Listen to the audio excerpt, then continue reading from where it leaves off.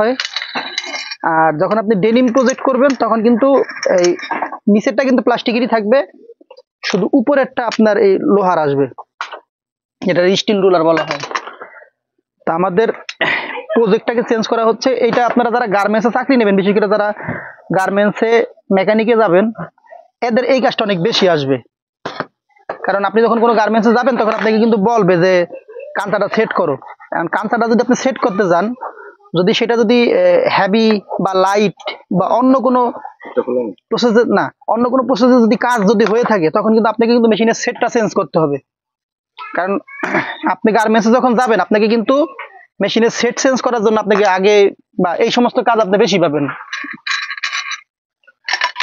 কিন্তু মোটামুটি 10 মিনিটের মধ্যে হয়ে যায়।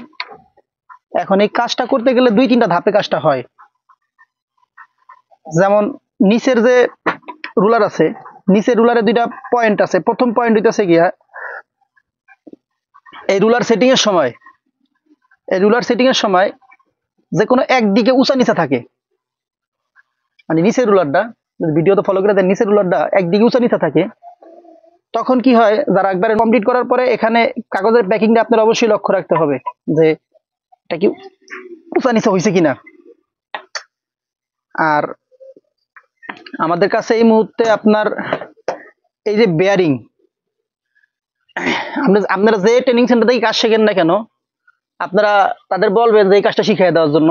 এই যে বেয়ারিং আছে না, এই বেয়ারিংটা যখন জ্যাম হয়ে যায় বা এই বেয়ারিং এর যখন করার মতো কার্যক্ষমতা নষ্ট হয়ে যায়, তখন এই বেয়ারিং চেঞ্জ করা লাগে।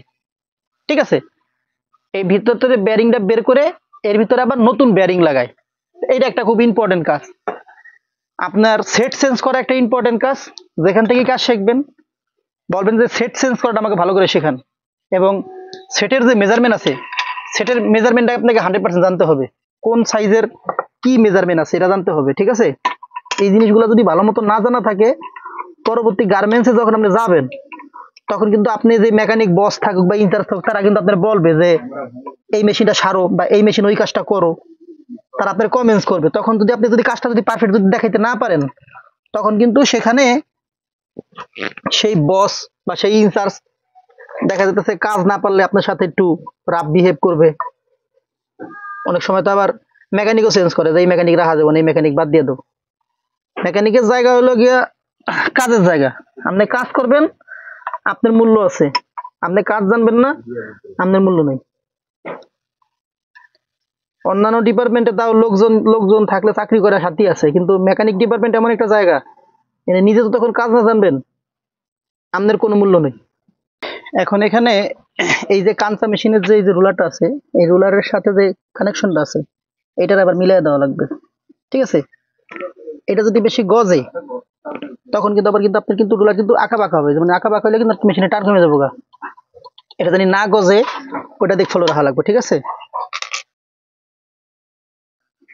এখানে কিন্তু আর একটা খুব গুরুত্বপূর্ণ একটা কাজ আছে, সেটা হলো গিয়া অনেক সময় দেখবেন কোয়ালিটি রিপোর্ট দেবে যে বডি রিজেক্ট হয়ে যায়, শাইনিং মার্ক আসে, তারপর ব্যাক রাইজের পয়েন্টে গেলে বডি আটকায়া যায়। এটা যারা প্রফেশনাল গার্মেন্টস এর মেকানিক, এরা খুব ভালো বুঝবো। যারা নতুন একবারে মেকানিক কাজ শেখার জন্য চিন্তা করতেছেন, এরা জিনিসগুলো বুঝবেন না। তারপরও বিষয়টা বলতেছি, আপনার প্যান্টের ব্যাক রাইজের যখন পয়েন্ট যে আছে, এই পয়েন্ট আছে, তারপর এখানের পয়েন্ট আছে, এখানের পয়েন্ট আছে, একটু লক্ষ্য করে দেখেন। এই পয়েন্টে গেলে ফ্যাব্রিকটা এই রুলারের নিচে যায় আটকায়া জায়গা। যখন আটকায়া যায় তখন এই নিচের রুলার আর উপর রুলারের মাঝখানে বডি ক্লেবারেশনের জন্য একটা গ্যাপ থাকবে।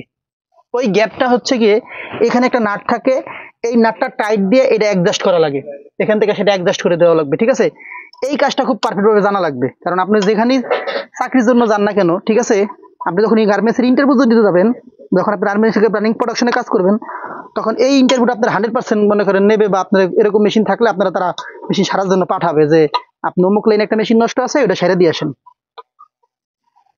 তো আমাদের রুলার নিচেরটা লাগানো শেষ, উপরেরটা লাগানো শেষ, আর একটু কাজ বাকি আছে।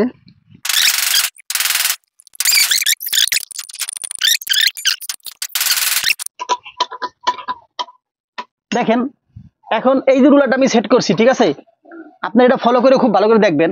যে রুলারের এই পাশের গ্যাপ, ভিডিওতে দেখা যাচ্ছে কিনা জানেন, এই পাশের গ্যাপ আর এই পাশের গ্যাপ, এই দুইটা গ্যাপ সমান আছে কিনা। যদি এমন হয় যে এইটা ঠিকই মিল আছে, এই সাইডটা ফাঁকা আছে, তখন এই নাটটা লুজ দিয়ে ভালো করে ফলো করে দেখেন, এই নাটটা লুজ দিয়ে এর নিচে একটা প্যাটার্ন বোর্ডের কাগজ হালকা একটা গ্যাটিস দিয়ে দিবেন, যাতে রুলারটা ঠিক হয়।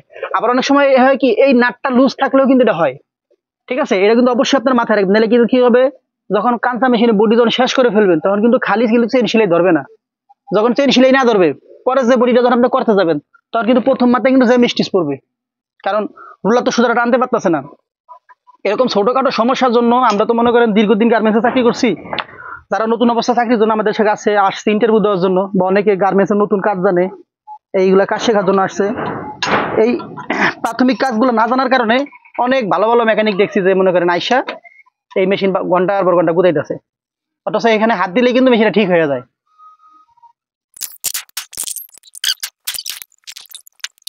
এই সার ক্লিপটাই আসলে হারাই বেশি। তো এই সার ক্লিপের একটা বুদ্ধি আছে, খুব মনোযোগ সহকারে দেখে রাখেন।